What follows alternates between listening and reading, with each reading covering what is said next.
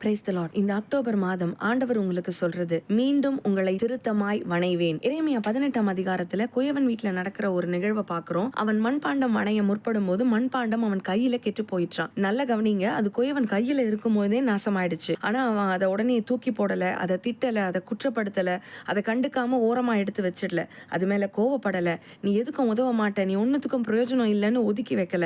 மாறாக அதை திருத்தமாய் தன் பார்வைக்கு சரியானபடி வேறே பாண்டமாக வணஞ்சானா.